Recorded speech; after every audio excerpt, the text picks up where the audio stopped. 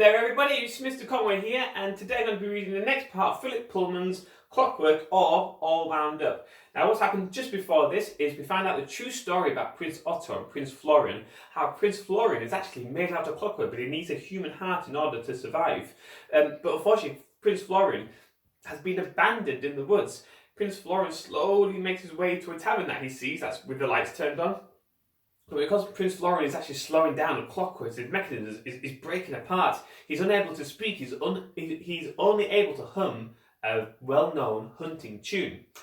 As we open the door to the tavern, that's where we see Gretel there. And Gretel is the landlord's daughter, and above Gretel is Sir Ironsoul, who's the mechanical machine made out of clockwork.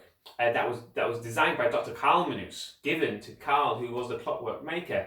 Now, Sir Ironsoul is a cursed machine, I suppose you could say. Sir Ironsoul will attack and kill anybody who utters the word devil, and will only stop, and this is very crucial, will only stop when a certain tune is whistled or hummed. You'll notice for this next part of the story, I've got the in the moment monkey, and actually the remainder of this part of the story will always be in the moment. So here we go. Sir Ironsoul stopped at once. With a whir and a click, his sword was inches from Gretel's throat. The prince's song ran out sweetly through the parlour. That's Prince Florian's song that was humming as he came in. Gretel could only stare, in horror at Sir Ironsoul and his sword, in wonder at the prince. "Where did you come from?" she said. "Are you the little prince in the story from Fritz?" "I think you must be. But how cold you are! And who is this? How sharp his sword is! I don't like him at all. Oh, what must I do? I feel I'm supposed to do something, but I don't know what it is." There was no one to help. She was alone, with the two little figures, one all malice, the other all sweetness. Gretel touched the prince's cheek gently and found it cold, but her touch awoke something in his machinery for an instant, and he turned his eyes to hers and smiled. "Oh, you poor thing," she cried. He opened his lips and sang one or two notes. "I know what it is," said Gretel. "You're not well, and I don't like that little knight one bit, and I don't want to leave you here with him. But I know whose fault this is. It was Fritz who made this story up. If only we could find out how it finished." She looked at the stove where Fritz had thrown the sheets of paper on which his story was written. She had thought they were all destroyed, but crumpled up on the floor in the shadow there was one piece left unburnt.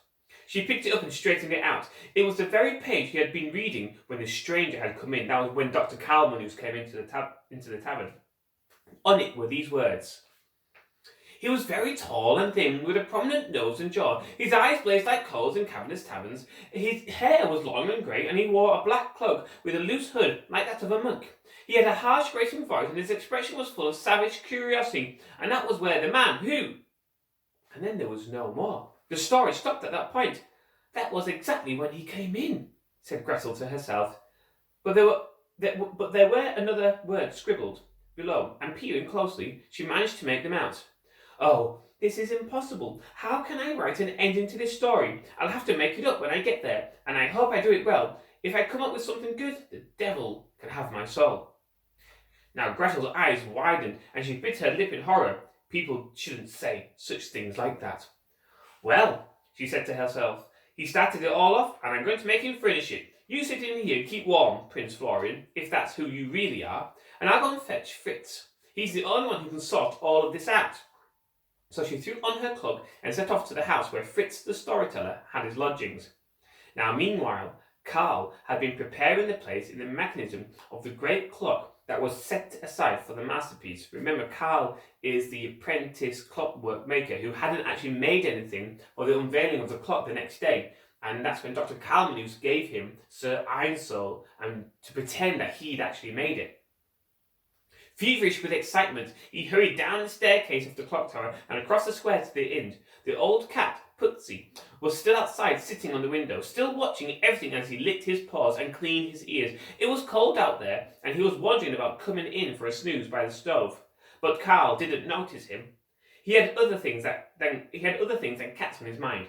He went in quietly and shut the door, and then he stopped in alarm, for there was the canvas thrown aside, and there was Sir Ironsoul, sword upward, on the other side of the room. Carl's heart missed a beat. Had someone else come in and disturbed the little knight? There was no one dead, at least, but why had the figure moved? Carl looked around and then he saw the little prince sitting politely in his chair watching him. 1,000 strange fears ran over his skin. Carl opened his mouth to speak and then realized that the child wasn't alive after all. It was another clockwork figure, just like Sir Ironsoul, and a far finer one by the look of it. He peered at it closely. The hair, the finest gold wires he had ever seen, the bloom on the silver cheeks like a butterfly's wing, the eyes bright blue jewels, almost alive in the way they seemed to look at him. Only Dr. Carmenus could have created this, and he must have brought it for Carl. What did the figure do? Carl reached out and lifted the prince's hand from his lap. With a little flicker of his energy, Prince Florian shook Carl's hand and sang a bar of music for him. Carl's hair stood on end, for an idea had just come to him. Why not put this figure in the clock instead of Sir Ironsoul? It was more finely finished, and a handsome little boy who sang a pretty tune would be far more popular with the crowds than a faceless knight who did nothing but threaten people with a sword. And then he could keep Sir Ironsoul for himself. And then, oh, how his mind raced. He could travel the world. He could become famous, giving exhibitions and demonstrations. He became quite dizzy at the thought of the uses to which he could put the metal knight, the gold he could steal, the forbidden treasures that could be his. If he had a secret accomplice like Sir Ironsoul, he could be relied on always to kill and never to give him away. All he would have to do would be to trick his intended victim into saying the word devil, and leave Sir Ironsoul nearby to play his part. He, Carl, could be somewhere else entirely, playing cards with a dozen witnesses, or even in church surrounded by the faithful. No one would ever know. So excited did he become that he lost all sense of what was right. The church, his father and mother and brother and sister, Herr Ringelmann, every influence for good he'd ever known was whirled away into the darkness, and all he could see was the wealth and power that would be his if he used Sir Ironsoul in that way. And before he could change his mind, he threw the canvas over the knight, took the stiffening figure of Prince Florian under his arm and set off back to the clock tower. Meanwhile, Gretel was struggling through the snow toward the house where Fritz lodged. She could see from the end of the street that all the windows were dark except for one in the attic, where Fritz often used to work throughout the night.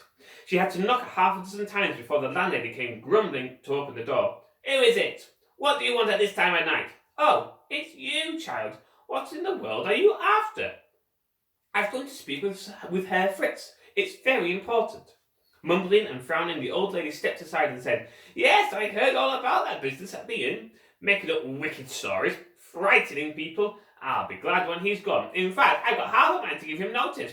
Go on up, child, top of the stairs and keep going. Now, no, you can't have a candle. This is the only one I've got and I need it myself. You've got to shout aye, maid, do." So Gretel climbed the 4 staircases to the top of the house, each one darker and narrower than the one below, and came at last to a tiny landing where a line of light glowed beneath the door. There she knocked, and a nervous voice answered, Who is it? What do you want?" "It's Gretel, Herr Fritz, from the inn. I've got to speak with you." "Oh, come in then, as long as you're by yourself." Gretel opened the door. She found Fritz standing in the light of a smoky lamp, throwing paper after paper into a leather bag, which was bulging from his clothes and books and other bits and pieces. A glass of plum brandy stood on the table beside him. He had already drunk quite a lot by the look of him, for his eyes were wild and his cheeks were flushed, and his hair was standing on end. What is it?" he said. "What do you want?" "That story you told us," Gretel began, but she got no further, for the young man put his hands over his ears and shook his head violently. "Oh, don't speak of it! I wish I'd never begun it! I wish I'd never told the story in my entire life!" "But you have to listen to me," she said. "Something dreadful is going to happen, and I don't know what it is because you didn't finish writing your story." "Well, how do you know I didn't finish it?" he said. She showed him the sheet of paper she'd found. He groaned and put his face in his hands. "Groaning won't help you," she said. "You've got to finish the story properly. What happens next?" "Well, I don't know," he cried. "I dreamed the first part of it, and it was so strange and horrible that I couldn't resist writing it down and pretending it was mine. But I couldn't think any more." But what were you going to do when you got to that part?" she said. "Make it up, of course," he said. "I've done that before. I often do. I enjoy the risk, you see. I start telling a story with no idea what's going to happen at the end, and I make it up when I get there. Sometimes it's even better than writing it down first. I was sure I could do it with this one, but when the door opened and the old man came in, I must have panicked. Oh, I wish I'd never begun. I will never tell a story again. You must tell the end of this one, though, said Gretel, or something bad will happen. You've got to. I can't. You must. I couldn't. You have to. Impossible, he said. I can't control it anymore. I wound it up and set it going, and it'll just have to work itself out. I didn't wash my hands. I'm off. But you can't. Where are you going? Anywhere. Berlin, Vienna, Prague, as far as I can get. And he poured himself another glass of plum brandy and swallowed it all in one go. So Gretel sighed and turned to leave. At the same time as she was feeling her way down the dark stairs into Fritz's lodging house, Karl was going back into the inn.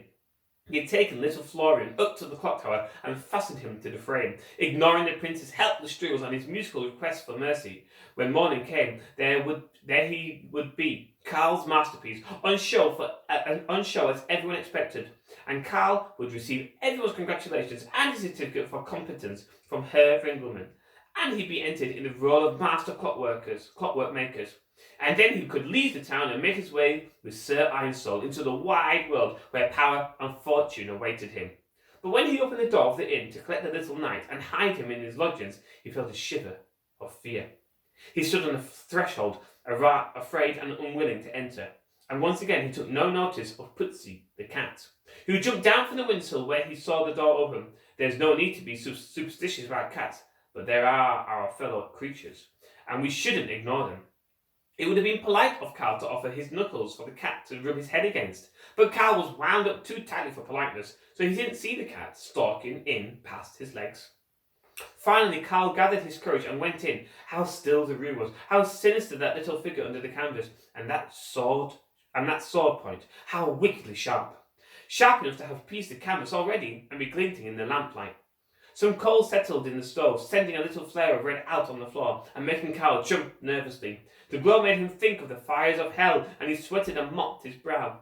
Then the long case clock in the corner began to whir and whiz, preparing to strike. Karl leapt as if he'd been discovered in the act of murder, and then leant weakly against the table, his heart beating like thunder. "Oh, I can't bear this," he said. "I've done nothing wrong, have I? Then why am I so nervous? What is there to be frightened of?" Hearing his words, old Putsy, the cat, decided that here was someone who might give him a little milk. If he asked nicely, that is. So the cat jumped up on the table beside him and rubbed himself on Karl's arm. Feeling this, Karl turned in shock to see a black cat who had appeared, as it seemed, out of nowhere. Naturally, this was too much for Karl. He leapt away from the table with an exclamation of horror. "Oh, what the devil!" And then he clapped his hands over his mouth, as if trying to cram the words back inside. But it was too late. In the corner of the room, the metal figure had begun to move. The canvas fell to the floor, and Sir Ironsoul raised his sword even higher and turned his helmet this way and that until he saw where Karl was cowering.